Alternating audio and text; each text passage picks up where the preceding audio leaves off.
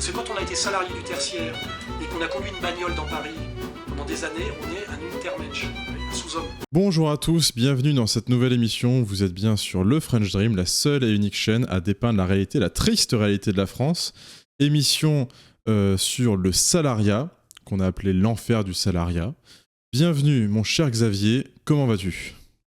Bonjour mon cher Gaston, eh bien bonjour à tous également, je vais très bien, j'espère que toi aussi, et aujourd'hui nous nous attaquons à un morceau et pas des moindres, parce que l'enfer du salariat c'est une composante intégrante du French Dream, et l'un des plus gros problèmes qu'il faut régler dans ce pays avant de pouvoir avancer un petit peu.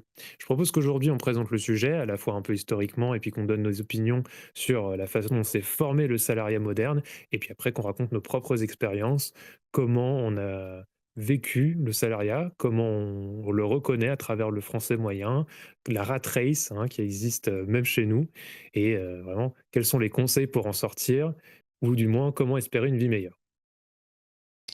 Alors oui, je pense qu'on peut commencer avec l'histoire et l'évolution du salariat en France, les origines du salariat, puis à partir de la révolution industrielle. Qu'est-ce que tu peux nous en dire ? Effectivement, les origines du salariat, on les trouve en France, du tout du moins, donc dans la période un peu victorienne, hein. Nous, c'était donc suite à la Restauration, les débuts de l'industrialisation de la France, et plus particulièrement, même, je dirais de façon extensive sous le Second Empire. On trouve un certain nombre de compagnies, d'entreprises qui vont aller chercher les petits paysans qui jusque-là vivaient d'un labeur qui n'était pas simple, mais qui était malgré tout fortement reconnu. Hein, il fallait savoir qu'à l'époque, les gens travaillaient une terre qu'ils connaissaient, qui appartenait à leur famille depuis longtemps et qui faisaient des produits qui correspondaient à leurs valeurs.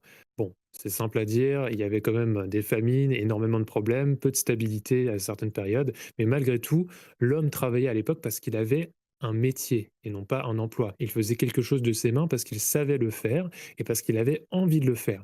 Et puis sont arrivés les grands patrons, le grand capitalisme progressif, hein, qui a finalement résulté en ces nouveaux êtres qui allaient travailler pour une entité plus grande que leur simple sphère familiale et qui allaient produire à l'identique, dans un premier temps, des produits, des biens qui allaient ensuite fluctuer selon différentes lois du marché, et ça ne dépendait plus du tout de la qualité de leur travail, de l'amour qu'ils mettaient dans leur terre, dans leur eau, dans le labourage de leurs champs, mais plutôt dans la répétitivité des tâches qu'ils allaient accomplir. Suite à ça, on a eu une évolution, vraiment, au fur et à mesure de l'industrialisation du salariat qui a commencé à créer le salariat des bureaux, des cols blancs, des gens qui étaient chargés de remplir des papiers et de faire, par exemple, le secrétariat, tout ce qui était logistique, qui a développé vraiment une branche du salariat, heu, je dirais encore plus aliénante, hein, de la mesure où la personne n'avait même plus une preuve tangible de ce qu'elle produisait, mais qu'elle était carrément, soumise à une pensée, hein, soumise à un résultat qui était évalué par d'autres personnes ou qui était évalué par des métriques complètement absurdes, hein. On parle vraiment là d'avoir fait un certain nombre de rapports, d'avoir écrit quelque chose, bref. Il y a forcément de la productivité dans ce que fait le salarié même aujourd'hui, mais il faut se rendre compte qu'on est vraiment parti dans un délire complètement hallucinant. Effectivement, du coup, là, tu nous as résumé en quelques mots euh, la fuite des paysans de la campagne vers les villes, la création des bourgs, donc des bourgeois, des futurs bourgeois. Ensuite, tu nous as décrit la parcellisation du travail, puis tu nous as décrit la tertiarisation du travail. Donc on est passé des paysans aux ouvriers, des ouvriers aux connards dans les bureaux, en fait. C'est comme ça qu'on les appelle en termes scientifiques. Effectivement. Euh, et comment le salariat s'est imposé comme modèle dominant avec l'industrialisation ?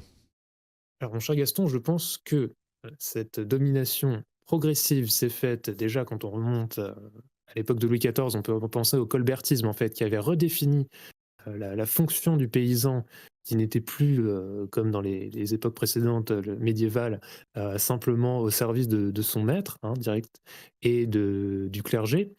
Et bien, effectivement, cette volonté de produire et de mesurer, qui s'est retrouvé dans nombre de sociétés derrière, est à l'origine de ce salariat.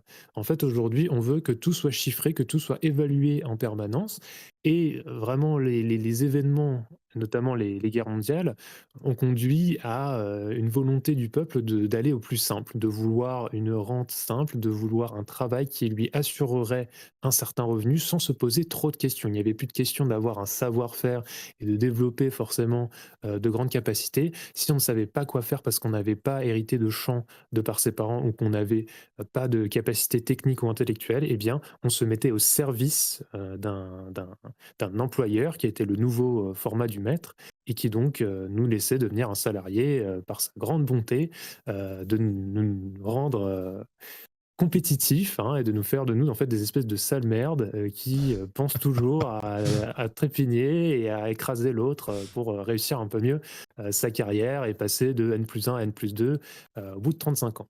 Et donc ça fonctionnait encore avec le postulat des Trente Glorieuses. Il faut savoir qu'après la Seconde Guerre mondiale et avec les différents financements des différents pays, l'Union européenne qu'on connaît aujourd'hui dans sa forme embryonnaire était extrêmement dynamique.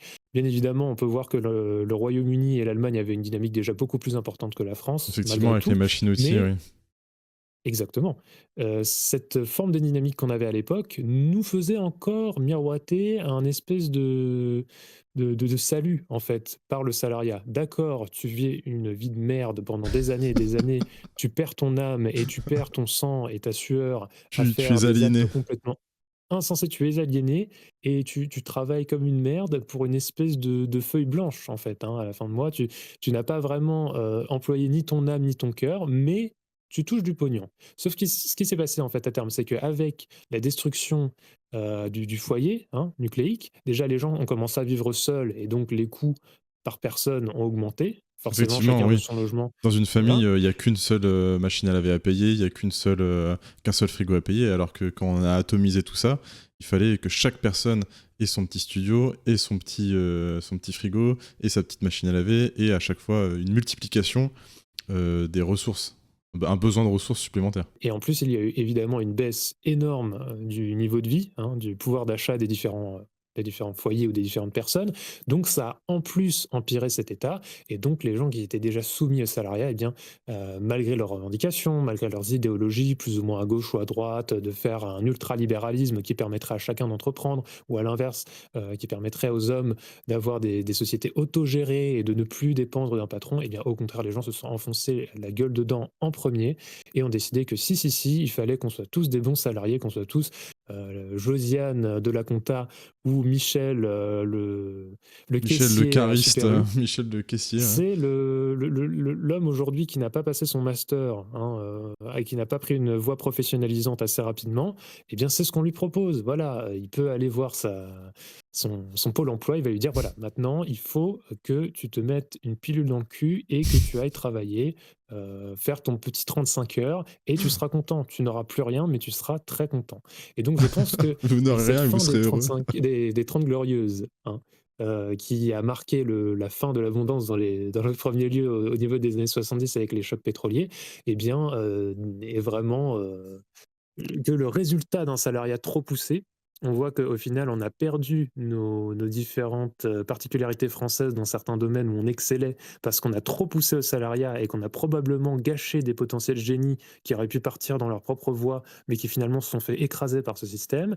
Et en plus de ça, eh bien, on a incité les gens à toujours plus s'endetter, toujours plus se mettre dans des positions inférieures hiérarchiquement à leurs supérieurs, hein. On a créé vraiment une société, parallèle à celle qui est simplement, celle de la vie de tous les jours. On a créé une société purement salariale et donc, eh bien, aujourd'hui, on se retrouve avec des Français, qui sont la tête dans le guidon et qui ne voient pas Apathique. vers quelle merde ils avancent. Malgré donc la fin de l'illusion, la mondialisation, le néolibéralisme et la précarisation croissante du travail, peux-tu me donner quelques idées de mythes et illusions justement qui tournent autour du salariat? Pour toi, qu'est-ce qui est le plus décevant quand on devient un salarié? Oui, du coup, tu nous as bien décrit donc les 30 Glorieuses et ce que ça a pu créer comme classe. Là où Marx aurait pu décrire la lutte des classes des patrons contre les ouvriers, on est simplement passé d'ouvriers à employés du tertiaire n'ayant plus aucune catégorie plus aucune catégorie sociale, vu qu'il n'a plus aucune revendication. Ensuite, il n'y a plus de patron à proprement parler, il n'y a plus de famille qui dirige son entreprise, puisque les moyens de production maintenant sont détenus par les investisseurs, l'investissement. Donc tout ça mène à la généralisation des travails de bureau, relativement infantilisant, et surtout avec une absence totale de compétences globales en fait. Parce qu'on a décrit la partialisation des tâches, tout ce qui fait qu'un employé avant qui était relativement heureux parce qu'il pouvait maîtriser de A à Z un processus voilà, de fabrication de voitures, il pouvait nourrir complètement une famille parce qu'il savait les saisons, il savait comment faire pousser son blé, ses tomates, ses différentes plantations. Et on en est au boomer. Voilà, le connard qui a profité de la reconstruction de la France et de l'après-Seconde Guerre mondiale, qui a connu une généralisation des métiers du tertiaire, et donc l'absence totale de virilité, donc virilité au sens d'homme, de protection de sa famille, et surtout de ramener la calorie à la famille physiquement par le travail. Bah, voilà, quand tu vas simplement à ton boulot en voiture, dans les bouchons salariés, bah, tu n'es plus un homme, tu es un sous-homme. Du coup, c'est pour ça qu'on se retrouve avec une classe de boomers absolument insupportable, qui nous casse les couilles en permanence et qui vote Macron. Et d'ailleurs, Gaston, n'as-tu pas été incité à un moment par des boomers de ton entourage, ou du moins qui t'auraient donné des conseils, je ne sais pas, peut-être au cours de ta carrière, à te soumettre plus aux salariats, à te dire que tu étais chanceux quand même d'avoir le droit Le d'obtenir un CDI? CDI, exactement.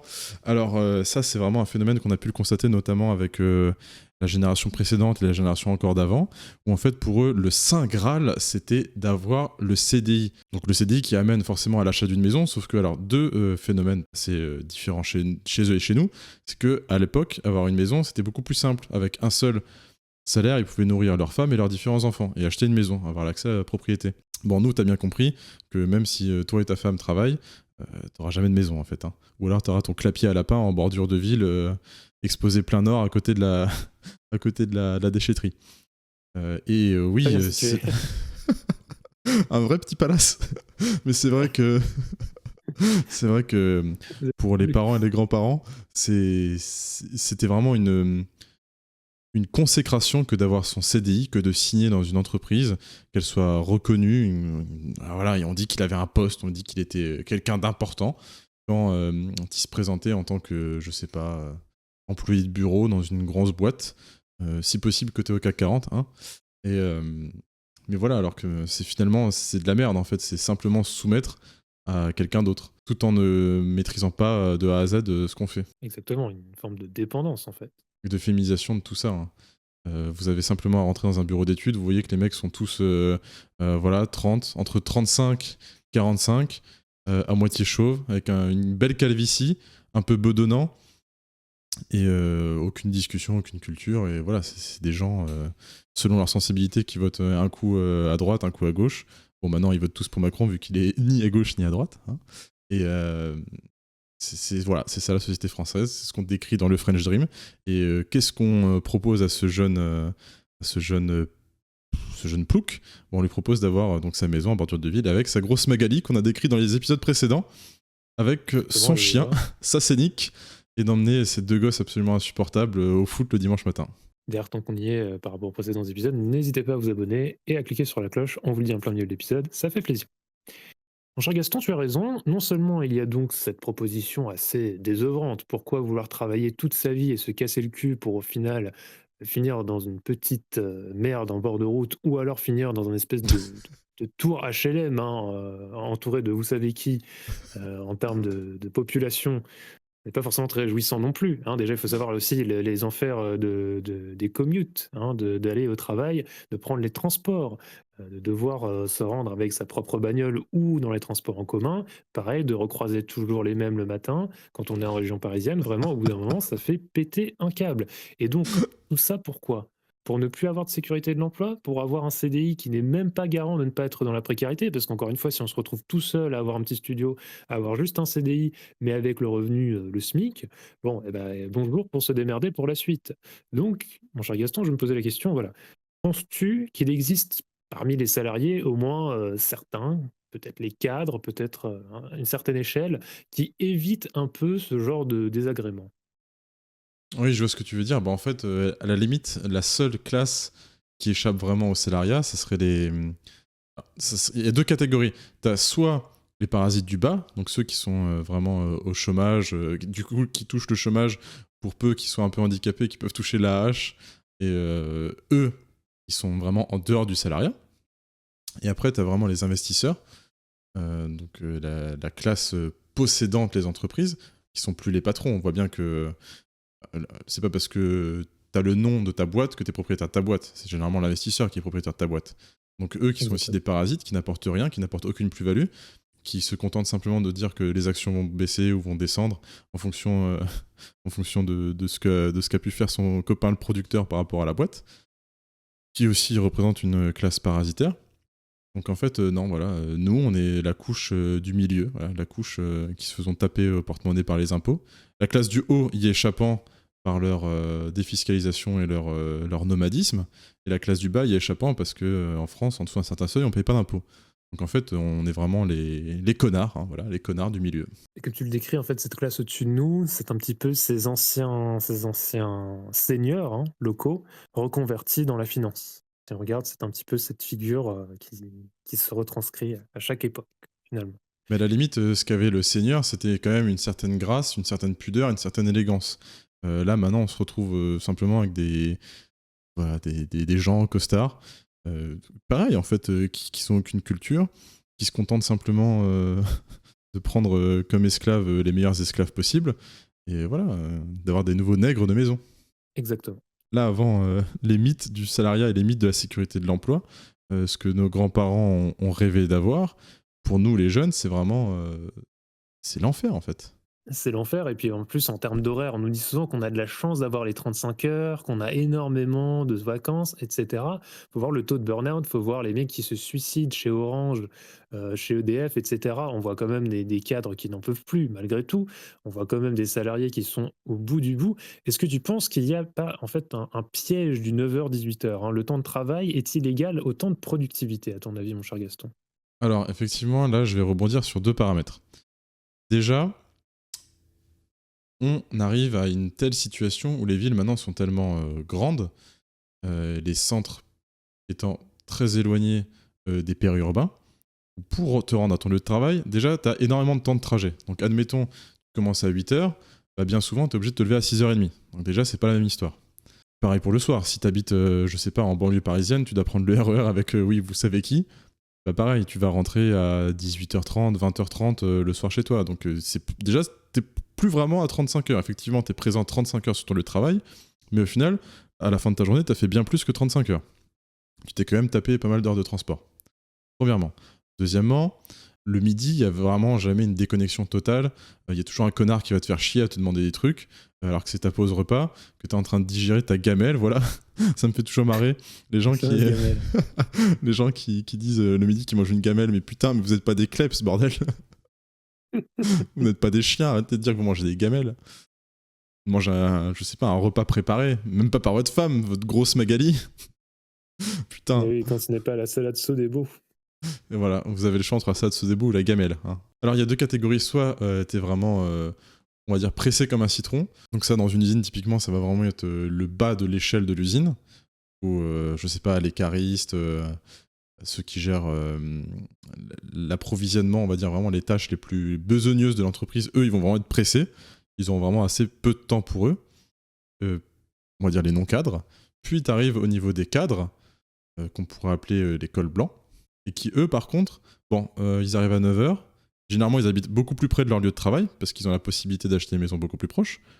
Et eux, le temps qu'ils arrivent, qu'ils prennent leur pause café, qu'ils discutent un peu avec la bonne secrétaire, là, du coup, on arrive tout de suite au piège où ils sont pas vraiment productifs 35 heures non plus. En plus, si possible, avec des jours de télétravail. Tout le monde sait ce que fait. Si c'est pareil, évidemment. Tout le monde sait ce qu'on fait en télétravail, hein. Effectivement, ce n'est pas toujours le temps le plus productif. Il y a beaucoup plus de télé que de travail. Mais alors, pour avoir travaillé dans certains domaines, je pense tous les deux, hein, cher Gaston, qui recoupe ces fameux cadres et qui recoupe ces fameux emplois de bureau, nous savons également qu'il y a un problème de présentéisme. Aujourd'hui, on nous force déjà la main pour être un peu en avance à notre travail. Bon, on peut comprendre dans la mesure où des fois il faut pallier à certaines situations critiques. Ça dépend de quel emploi on fait. Mais quand on a des responsabilités, évidemment, il faut pouvoir prévoir et être un peu en avance pour pallier le cas où un autre employé ne serait pas là, au cas où il y aura un problème technique, etc. Mais par contre, il y a ce problème où les gens ne veulent plus rentrer chez eux aujourd'hui. Les gens ont peur, surtout à la défense, pour connaître pas mal de monde qui travaille dans la finance là-bas. Ils n'osent pas quitter leur bureau avant, parfois à 20h, 20h30. Ils sont complètement tétanisés, ils ont une espèce de pression sociale dans le fion qui leur empêche de se sortir les deux guiboles de dessous leur chaise, non, de dessus leur chaise justement, de prolo, parce qu'ils ont vraiment du matos parfaitement dégueulasse en France, hein. Faut pas oublier que, on a des énormes budgets et beaucoup de rinçage d'actionnaires, mais par contre dans les bureaux, c'est pas toujours le luxe, à part la clim qui est à fond. Et donc ensuite, quand le mec daigne sortir à 19h05 pour un travail qui était censé finir à 18h, son patron vient lui taper sur l'épaule et lui dit Eh ben alors Thomas, T'as pris ton après-midi? prends ton après-midi. Ouais, c'est ça. Oh, enculé. Ouais, je vois tout à fait ce que tu veux dire. C'est-à-dire que ce genre de personnes, ces genres de, entre guillemets, managers, hein, encore un terme anglais, de connards, ont été habitués avec les précédentes générations à avoir vraiment des esclaves prêts à tout. Sauf que voilà, les gens en ont plein le cul du salariat. De l'enfer du salarié. Les gens en ont plein le cul du salariat. Les gens en ont plein le cul des patrons. C'est pas faux, c'est pas faux. Les gens en ont vraiment marre et ils en ont ras la casquette. Et en plus, ils ne sont pas productifs. On l'a bien vu. Bon, il suffit de comparer par exemple les pays européens, encore une fois. On peut voir actuellement que la productivité de la France avec ses 35 heures, soi-disant, ça dépend dans quel secteur, est environ équivalente à la productivité des Allemands. Alors qu'on nous a souvent vanté la rigueur allemande, en fait, on peut voir que là-bas, malgré parfois des cadences un peu plus élevées, en fait, ils arrivent à une production horaire, d'après les derniers chiffres, équivalente à la France, à peu près 68 $ par heure de productivité. Et puis après, on regarde que les pays nordiques s'en sortent beaucoup mieux, alors qu'ils ont des aménagements autour de leur travail et qu'ils font beaucoup plus attention à la santé et à la stabilité de leurs employés, et non pas des espèces de conneries genre happiness manager, encore un mot de merde anglais, on connaît toujours le même délire, hein. Voilà, ils On va embauchent faire un un mec after avec un work. terme anglais dans son nom, qui est censé prendre soin de l'égalité homme-femme, de la représentativité, etc., et du Du bien-être bien-être au travail, voilà. sociologique, social, je veux dire. Bon, et au final, on s'aperçoit que ça n'a aucun sens. Les mecs sont juste là pour se branler les couilles et les problèmes des employés, ils s'en occupent pas. As-tu déjà eu des conflits avec tes ressources humaines un jour, Gaston? Alors, effectivement, je pense que comme les personnes de notre génération, on commence à... on a vu la carotte que se sont pris nos parents et nos grands-parents par ces fameux supérieurs hiérarchiques. Donc si tu veux, nous, on n'a pas envie de se faire baiser de la même manière. Du coup, dès lors que tu respectes strictement les horaires de ton contrat de travail, bizarrement, tout de suite, ça devient plus compliqué pour eux. Hein. Quand tu leur dis, ah oui, tu pourrais être présent, il y a une réunion qui commence un peu plus tôt. Bah non, en fait, j'ai pas envie et ça me fait chier. Ah non, mais là, tu fais vraiment pas ce qu'il faut, t'es pas assez corporate. En fait, à partir du moment où vous avez un manager qui vous parle avec des mots anglais, dites-lui, ferme ta gueule, en fait. Ferme ta gueule tout de suite. Exactement, c'est la réaction la plus saine. En fait, vous n'avez pas à subir ça. Vous avez un contrat qui vous lie à votre entreprise, c'est déjà suffisamment aliénant comme ça. C'est Il faut déjà pas faire suffisamment du de l'esclavage. Carrément. Vous avez déjà les chaînes aux pieds, vous n'allez pas non plus lui proposer de vous mettre à son service en permanence, ce mec. D'autant plus que votre petit chefaillon de merde, là, vous savez pas que le jour où les actionnaires ont décidé qu'il faut faire des coupures, il n'hésitera pas à vous renvoyer. Parce qu'en fait, c'est ce qu'on lui demande de faire, des économies à certains moments. Donc, là, on voit avec notamment les énormes masses de licenciements dans la technologie, etc.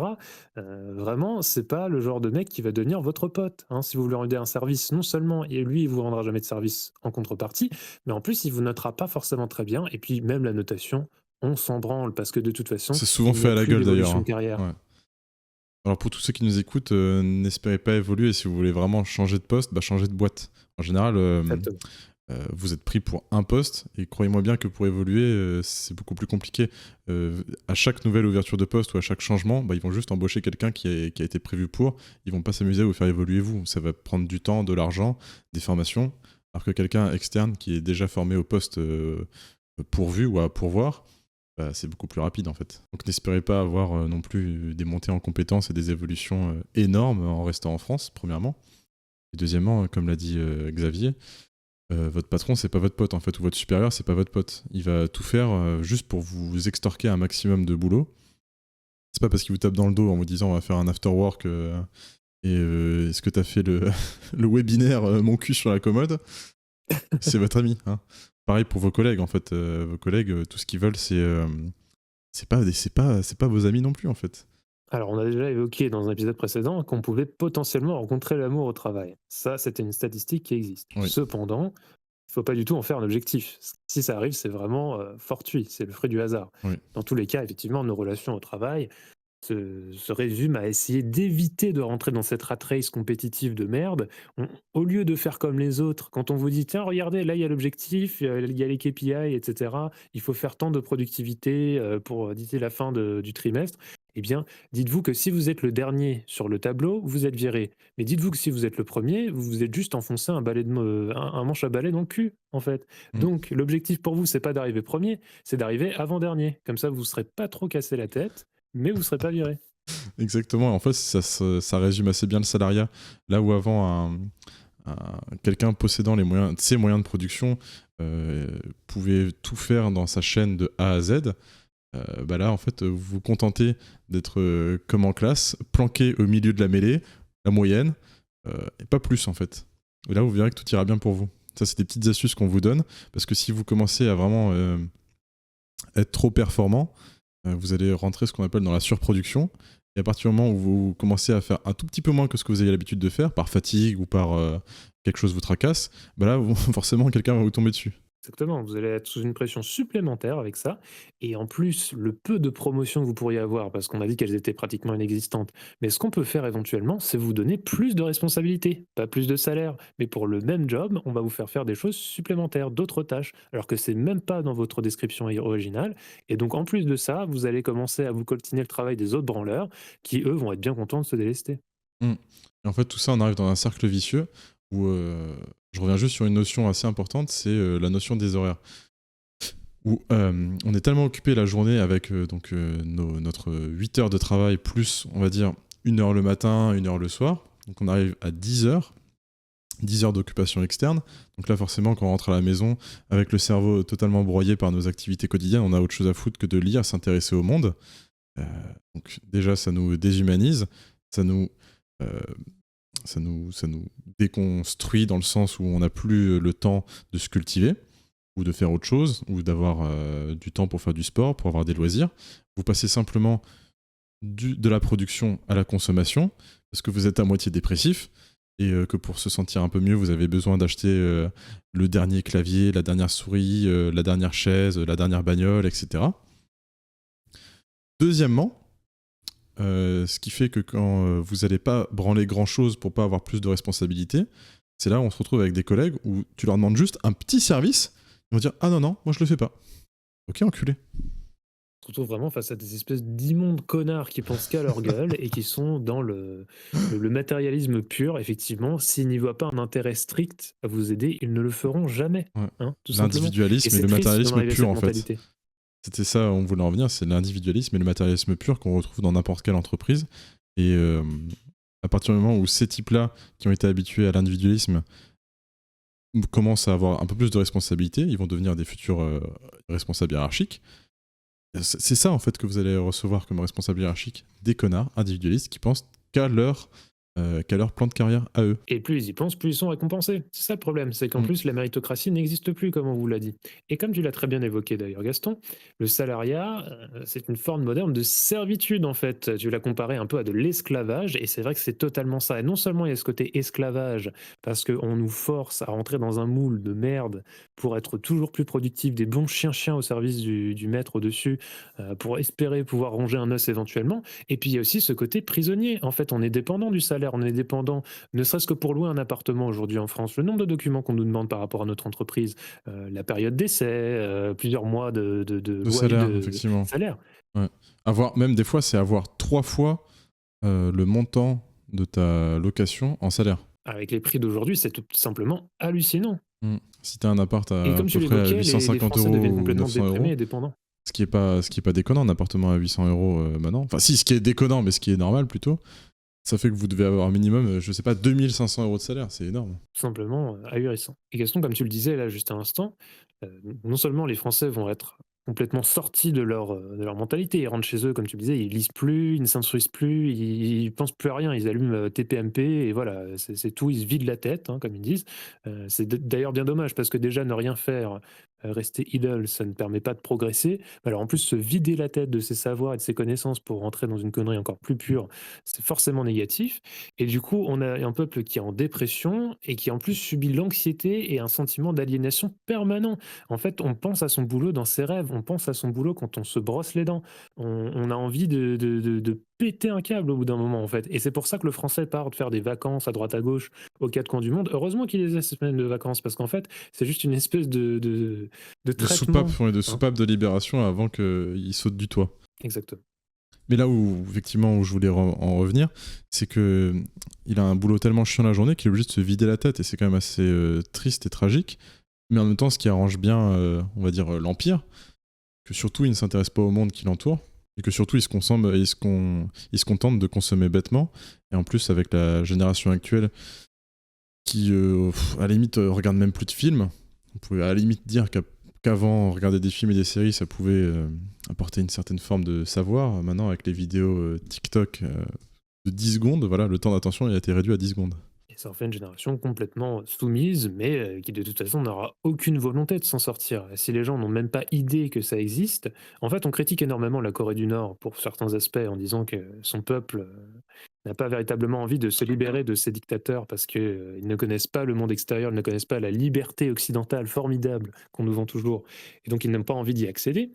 Mais en même temps, on est en train de créer exactement la même chose. En fait, là, on a une espèce de contrôle psychologique à cause du management moderne qui va empêcher la génération qui arrive de réfléchir en dehors de leur boîte travail, TikTok, TikTok, travail. Résultat, eh bien, effectivement, eux non plus n'auront pas envie d'en sortir, ils se sentiront confortables, alors qu'en fait, ils sont en train de ruiner leur potentiel. Mm. Oui, du coup, on arrive vraiment à une société parfaitement aliénée, où on se rend compte que, en tant que salarié, que ce qu'on fait est parfaitement inutile. D'autant plus que ce qui était marrant avec la crise du Covid, un des seuls points positifs, c'est qu'on a pu se rendre compte que pas mal de boulot était inutile, vu qu'ils ne servaient pas à faire tourner le pays, si on se rappelle bien. Et en fait, tout ce qui nous est promis, c'est de la dépression, une anxiété et un sentiment d'inutilité, en fait. Ensuite, on a le droit à quoi? On a le droit à des managers qui vous font miroiter une prime. Bon, autant vous dire que la prime, si vous l'avez totalement, c'est que vous l'avez bien sucé. Donc, encore une forme de soumission. En fait, le monde du salariat, c'est vraiment la soumission permanente à absolument tout. Est-ce que vous avez déjà vu une entrée d'usine ou une entrée de bureau avec les petits tourniquets là? Ça ressemble exactement à une prison. C'est quand même assez tragique. Je veux dire, il n'y a rien de plus moche, il n'y a rien de plus laid que des gens dans des embouteillages bloqués pour aller au travail. Même les bâtiments sont moches en fait. C'est très laid quand on y réfléchit, le monde du salariat. Des gens enfermés dans un petit bureau avec des grandes baies vitrées, comme dans un zoo en fait, qui se rendent voilà, dans des grands parkings, qui racontent leur journée de merde à leurs collègues. Oui, ce week-end, on a été faire un tour au parc avec madame, hein, madame, Madame. avec madame et les enfants. Oui, mais en fait, on s'en fout de ta vie de merde. C'est quand la dernière fois que tu as ouvert un bouquin? C'est quand la dernière fois que tu as compris tel ou tel concept? C'est pas parce que tu es hyper spécialisé dans un domaine, t'es quand même quelqu'un d'intelligent en fait. Bien au contraire. Ils sont devenus les experts de la servitude, les experts de ne plus se poser de questions, voilà le domaine dans lequel ils excellent véritablement. Mais c'est triste de se dire que leur seule performance intellectuelle résulte en l'apprentissage de leur travail et en l'exécution de celui-ci. Comme tu Mm. le disais, ça devient presque animal, zoologique, ou sinon ça devient un bien triste spectacle, en tout cas, observer le flot des humains qui prennent leur métro et vraiment la déshumanisation, en fait, ils deviennent des outils de leur travail, rien de plus. En plus, ce qui est assez tragique, c'est quand on fait des métiers, on va dire, transversales, comme l'informatique, où on arrive à un tel niveau de mauvaise foi de ces gens-là, que c'est quand même assez drôle pour simplement résoudre leurs problèmes informatiques. On pourrait leur demander de cliquer à un endroit. Ils vont dire: ah non, non, moi je clique pas, je sais pas faire, c'est pas mon métier. Moi je te demande de faire un truc, en fait, c'est pour aider à résoudre ton problème, donc tu vas quand même cliquer, en fait. Oui, ça en vient, complètement fracturé, en fait. Même la Les gens se recherche, pensent incapables. Voilà. par eux-mêmes, ils sont incapables d'avoir une recherche par eux-mêmes.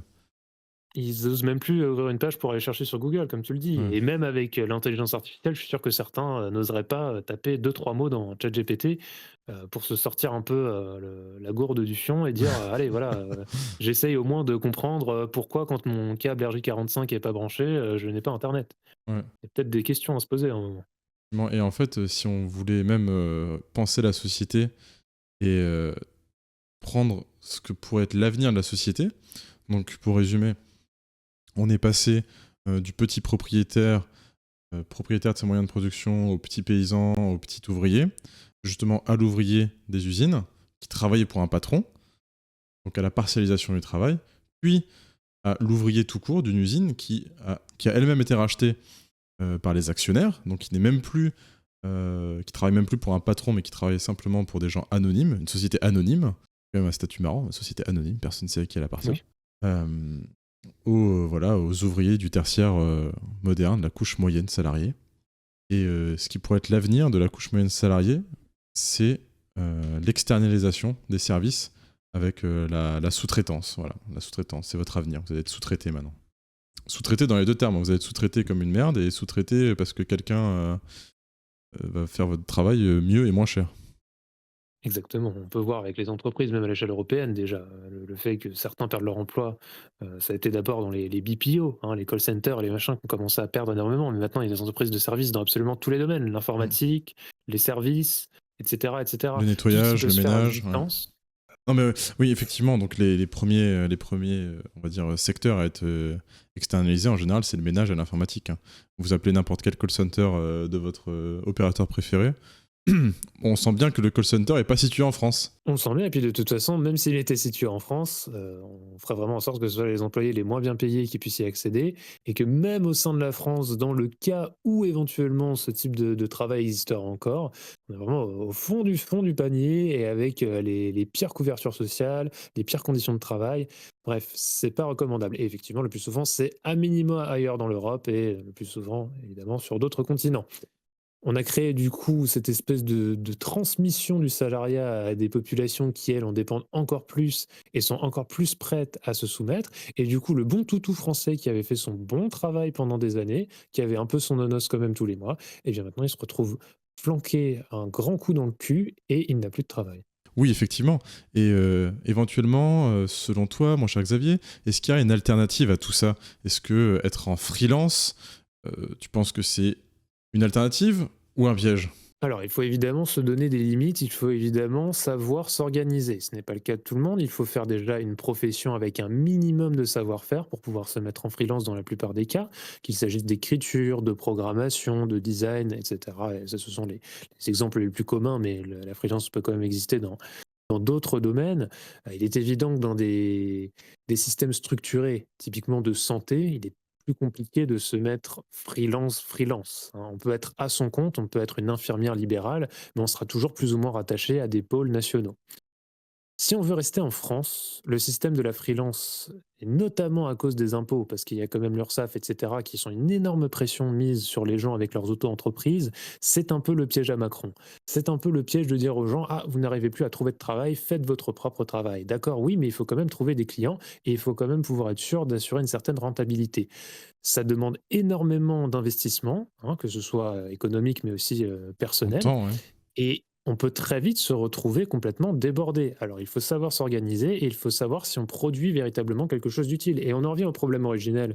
Ce qu'on a perdu en termes de savoir-faire et en termes d'apprentissage de métier, hein, originellement, on avait juste un emploi où on faisait des tâches répétitives, mais là, le métier, le fait d'être cordonnier, le fait d'être luthier, ça ne s'apprend pas comme ça. Et donc, n'est pas freelanceur à fond qui veut. Il y a certains métiers, encore une fois, dans l'informatique, qui facilitent un peu, malgré tout, la transition. Donc je pense que ça peut être un piège pour la majorité des gens qui s'y lanceraient sans trop de recherche et sans trop se poser la question de la valeur ajoutée de leur travail. Après, dans les cas spécifiques où c'est possible, évidemment, il ne faut pas hésiter à en faire usage. Et puis, le fait d'avoir de l'autonomie, il faut également le mettre dans la balance avec potentiellement la précarité, avec potentiellement des périodes creuses de disette où on ne va plus avoir de contrat, on ne va plus réussir à se vendre, parce que c'est aussi savoir se vendre qu'est d'être en freelance. Et donc, je ne sais pas, mon cher Gaston, toi, penses-tu que tu arriverais à te mettre en freelance demain en France ? Alors oui, tout à fait. Effectivement, pour se mettre en freelance, il faut dépasser 2 stades. Il faut dépasser le stade où on arrive à avoir une certaine forme d'autonomie, là où le salariat empêche toute forme d'autonomie. Donc, comme on l'a dit précédemment, que ce soit en termes de recherche, en termes de temps, il faut avoir le temps quand même d'avoir une idée éventuellement peut-être démissionner pour pouvoir toucher certaines aides qui peuvent nous permettre de lancer leur entreprise, une autre entreprise, ou même se mettre au freelance. Du coup, on a la question du temps, que les gens n'ont plus, une question d'autonomie, que les gens n'ont plus. Les gens ne sont plus capables de penser et de réfléchir par eux-mêmes, ce qui est quand même assez dur pour le freelance. Troisièmement, il y a une charge administrative tellement grande en France où simplement, pour se mettre en freelance, il ne faut pas connaître son métier. Typiquement, la programmation, il ne faut pas seulement être bon en programmation, il faut aussi être un bon vendeur, un bon commercial, il faut pouvoir faire ses comptes, il faut pouvoir faire des déclarations. Ça demande beaucoup plus de cordes à son arc que simplement être fort dans ce qu'on fait, en fait. Bien sûr.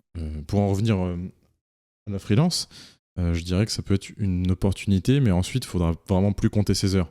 En fait, c'est soit vous prenez aucun risque et vous avez un très, très, très, très, très petit salaire où toute votre force de travail va être donnée à quelqu'un d'autre, soit vous conservez votre force de travail pour vous, donc vous avez un gros salaire, mais il faudra la décupler et il faudra passer beaucoup plus de temps à faire certaines choses. Parce qu'en plus de votre métier, vous devez faire tout le reste. Donc comme on disait avant, vous faites votre métier de programmation, qui peut durer 8 heures par jour, mais il faudra faire le reste. Donc c'est pour ça qu'un entrepreneur travaille beaucoup plus qu'un simple salarié.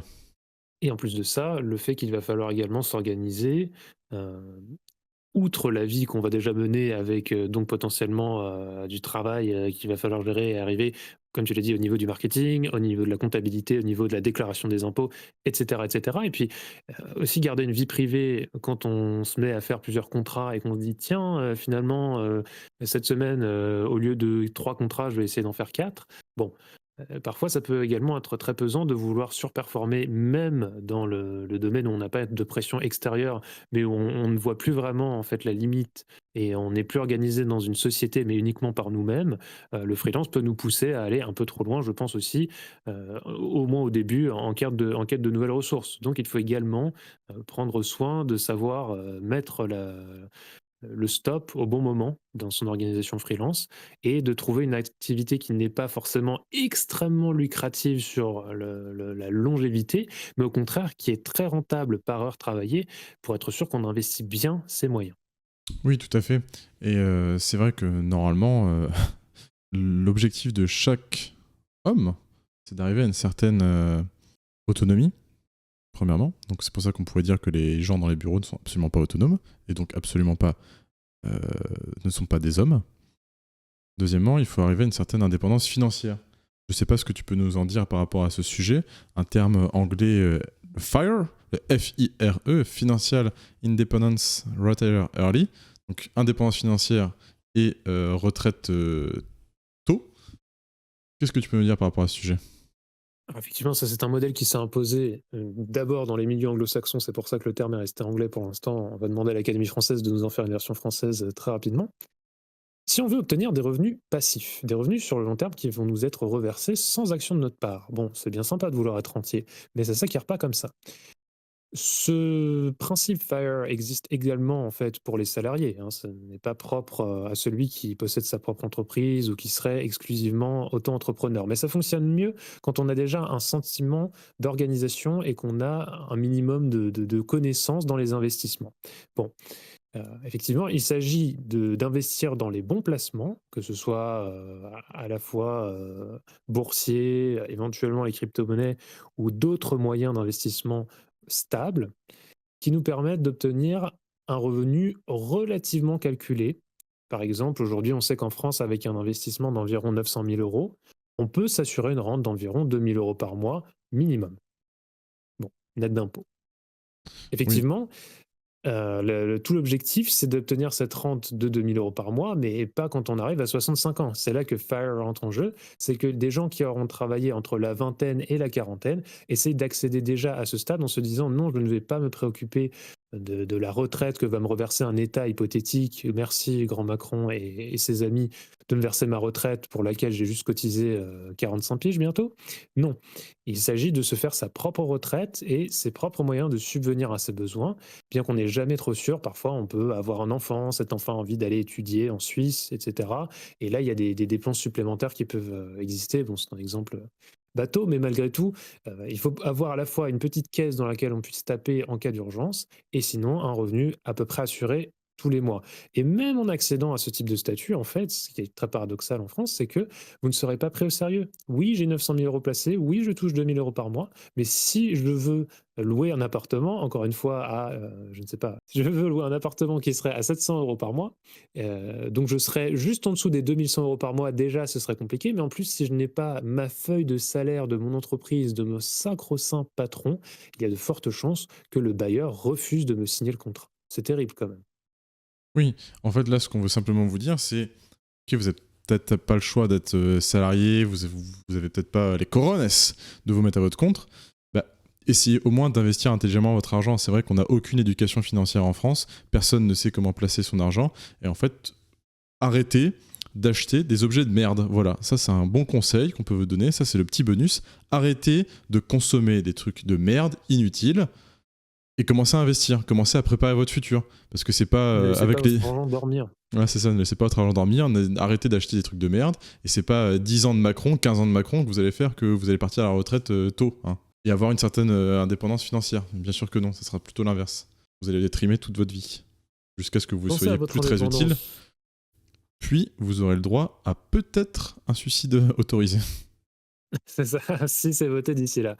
Mais effectivement, il n'y a pas que la finalité, le fait d'arriver déjà à 65 ans. Il y a beaucoup de gens qui sont malades, des gens qui ont des cancers, c'est très commun aujourd'hui malheureusement, des gens qui n'en peuvent plus, qui sont à bout et qui même quand ils sont à la retraite, en fait, le fait de perdre cette activité aliénante, ça leur fait retomber dans une espèce de dépression qu'ils connaissaient le matin et le soir, comme tu le décrivais avant, en allant et en revenant du travail. Eh bien maintenant, ils la vivent, à longueur de journée et donc ils n'en peuvent plus, passent au suicide ou alors en tout cas sont complètement moroses et n'ont plus goût à la vie alors qu'ils sont enfin libérés, entre guillemets, de ce système du salariat. Eh bien non, vous ne serez pas comme ça parce que vous allez faire les bons investissements au bon moment.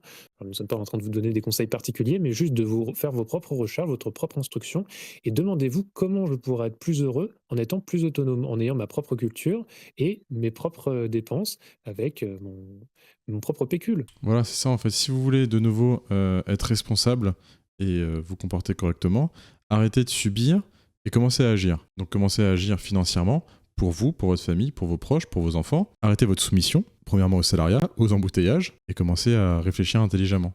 Arrêtez de vous soumettre à la télé, arrêtez de vous soumettre aux injonctions et aux dictates euh, de ce que la société de consommation vous impose, et commencez à vous intéresser à l'investissement. Alors ça, mon cher Gaston, ça marche dans le cas où la personne a envie de s'en sortir. Il faut déjà avoir une certaine détermination. Et si vous avez vraiment envie de vous en sortir, nous évoquerons dans un prochain épisode l'expatriation et ses déboires ainsi que ses succès pour vous dire si ça peut vraiment valoir le coup non seulement de créer ce type de revenus extérieurs et passifs quand on est en France, mais également comment les considérer si on décide de changer de pays. Est-ce que ça permet vraiment d'avoir une vie ailleurs, etc. Petit avant-goût. En attendant, il existe d'autres solutions hein, que de simplement vouloir tout changer à l'échelle personnelle. Il y a également des idées pour la société qu'on pourrait avoir.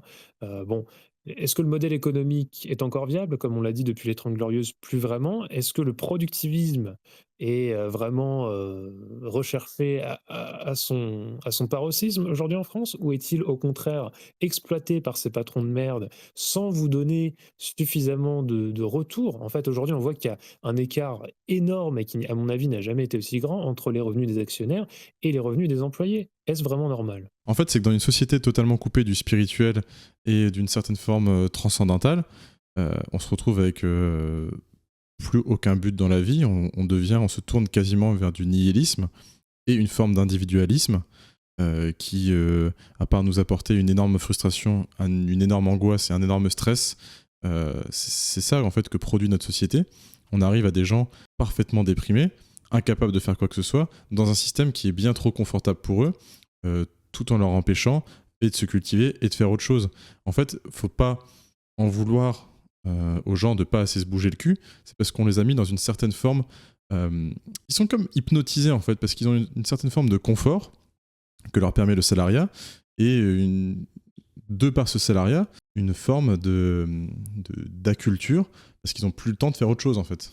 Ils sont dans une espèce de climat, effectivement, qui leur donne l'impression que tout va bien. Je pense qu'au final, malgré leur dépression ambulante, on leur dit que c'est dans leur tête et que c'est un sentiment qu'ils ont, mais que tout va bien finalement autour d'eux.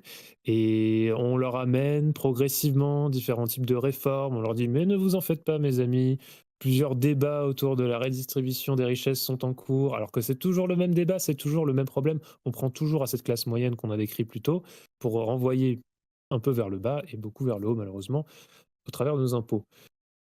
En fait, je pense que qu'importe ce que la société va apporter comme solution directe, la société française dans les prochaines années, avec ces questions de revenus universels, etc., qui, soi-disant, permettraient de passer outre cette condition de salarié, je pense que c'est le même mécanisme et qui va vraiment cannibaliser la société entre ceux qui vont être coincés dans leur salariat pour encore quelques années et qui ne pourront pas en sortir, qui seront potentiellement jaloux des autres qui ne feront plus rien, et puis inversement, ces êtres complètement déboussolés qui n'auront plus aucune, espèce de volonté, ni aucune espèce de productivité dans leur vie et qui se contenteront de consommer en permanence, le Ouais. peu d'argent qu'on leur De donnera passer de la et de production à la s'endetter avec. consommation et simplement s'anesthésier le cerveau avec des vidéos TikTok. Voici l'avenir de la société française. Vous êtes bien sur le French Dream. Malheureusement, c'est la triste réalité qu'on dépeint. Ouais. Mais Gaston, ce que le salariat représente réellement aujourd'hui, est-ce que pour toi, il existe quand même une lueur d'espoir, malgré le fait qu'on ait dit que la société n'allait pas forcément le régler, malgré le fait que le système est déjà très implanté, merci les boomers. Bon, a-t-on quand même aujourd'hui une lueur d'espoir? Est-ce qu'on peut quand même revenir, là-dessus sur, le fait que ces illusions brisées du modèle salarial, ne soient pas forcément une fatalité? Que peuvent faire les gens aujourd'hui? On leur a dit d'investir. Sur quoi peuvent-ils se concentrer? Quel est le pilier principal de réflexion à prendre aujourd'hui pour se sortir de cette condition de rat et de sous-merde? Oh, c'est bien, c'est dit avec beaucoup de violence, mais je suis assez d'accord avec toi. Déjà, ce qu'on pourrait dire, donc, c'est qu'avec ce manque de spiritualité et du fait que les gens ne soient plus connectés à rien qui est plus grand qu'eux, à part leur patron, euh, ça crée une dépression donc, au sein des foyers, avec les superstructures que sont nos entreprises françaises actuelles, où dans un bureau d'études, on a un tiers des salariés qui bossent pour les deux tiers qui branlent rien. Je pense qu'il faudrait diminuer la taille des équipes. Refaire en sorte que les gens aient plus de contrôle sur le travail qu'ils font. Je sais pas si tu vois ce que je veux dire. En fait, plutôt que Parfaitement. de vraiment partialiser leurs tâches, on se concentre uniquement, je sais pas, sur un type de tableau, un type de plan, un type de câble, un type de je sais pas quoi. En fait, ce serait leur redonner une forme d'autonomie. Comme ça, ils auront une autonomie dans leur travail, ils seront un peu plus heureux. Ensuite, ils pourront avoir une autonomie en dehors du travail, se remettre au sport, je sais pas, de nouveau ressembler à quelque chose, arrêter d'être soumis. Si on veut arrêter d'avoir un salariat aliénant, chiant, triste et morose, arrêter d'être soumis et simplement de nouveau tendre vers une autonomie, une forme d'autonomie. C'est exactement le message à retenir aujourd'hui. Toi qui n'arrives pas à te conformer à ce système, qui n'arrive pas à rentrer dans le moule, ou alors qui n'en peut plus, qui a été complètement éreinté, essoré par ce système, qui a perdu toute joie de vivre et toute âme, eh bien, il faut que tu repenses tes choix de vie et que tu évites cette aliénation moderne, d'accord? Et ça peut passer par tout un tas de choses, comme on l'a décrit plus tôt, les investissements.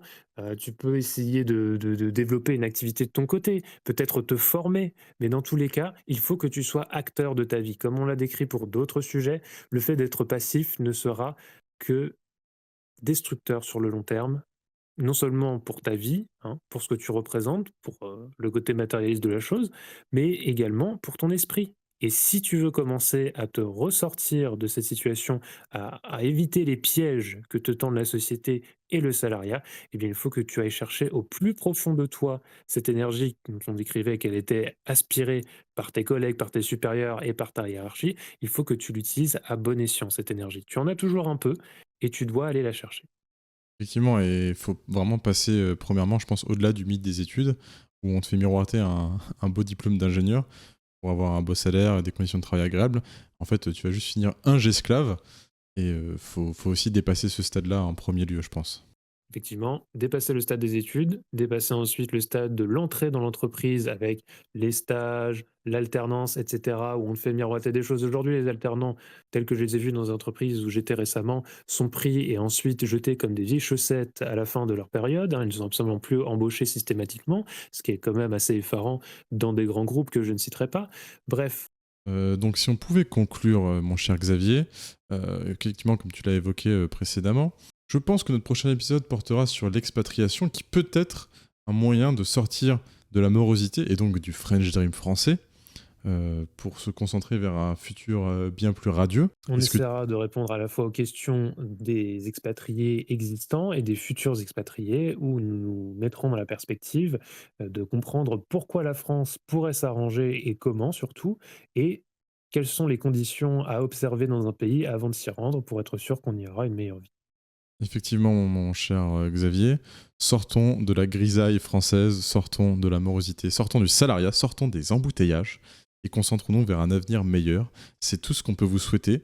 C'était un appel à l'action, un appel pas forcément à la révolte, mais un appel à une prise de conscience en fait, à tendre vers une autonomie, à de nouveau être capable de comprendre certaines choses et à arrêter d'être parfaitement soumis en fait à tout ce système.